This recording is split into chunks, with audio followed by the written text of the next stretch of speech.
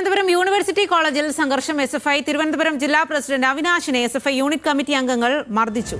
Ragging വിഷയവുമായി ബന്ധപ്പെട്ടാണ് സംഘർഷം ഉണ്ടായത്. വിവരങ്ങളുമായി ബിനിൽ ലീലാസാബു ആണ് ചേരുന്നത്. ബിനിൽ, എന്താണ് സംഘർഷത്തിന്റെ കാരണം?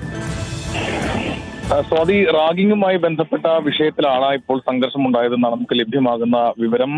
കോളേജിനുള്ളിൽ ഇന്ന് SFIയുടെ യോഗം ചേരുകയായിരുന്നു. അതിൽ ജില്ലാ പ്രസിഡന്റ് അവിനാശും ആ യോഗത്തിലുണ്ടായിരുന്നു. ഈ വിഷയത്തിൽ ചർച്ച വന്നപ്പോൾ വാക്കേറ്റം ഉണ്ടാവുകയായിരുന്നു. ആദ്യം അത് പിന്നീട് സംഘർഷത്തിലേക്ക് പോയി എന്നാണ് നമുക്ക് അറിയാൻ കഴിഞ്ഞത്. നിലവിൽ എന്തായാലും മർദ്ദിച്ചത് ഗൗതം എന്ന യൂണിറ്റ് അംഗമാണ്. മറ്റ് അംഗങ്ങളിൽ ചേർന്നാണ് മർദ്ദിച്ചതെന്നാണ് അവിനാശ് പറയുകയും ചെയ്യുന്നത്. എന്നാൽ ഇക്കാര്യത്തിലൊരു പോലീസ് കേസിലൊക്കെ മറ്റു കാര്യങ്ങൾ പോയിട്ടില്ല. നിലവിൽ എന്തായാലും കോളേജിനുള്ളിൽ തന്നെ, അതായത് SFIക്കുള്ളിൽ തന്നെ ഈ പ്രശ്നങ്ങൾ ചർച്ച ചെയ്യാൻ തന്നെയാണ് തീരുമാനിച്ചത്. നിലവിൽ ജില്ലാ സെക്രട്ടറി, ജില്ലാ പ്രസിഡന്റ് അടക്കമുള്ള SFIയുടെ ജില്ലാ പ്രസിഡന്റ് അടക്കമുള്ള ആളുകൾ ഇവിടെയുണ്ട്.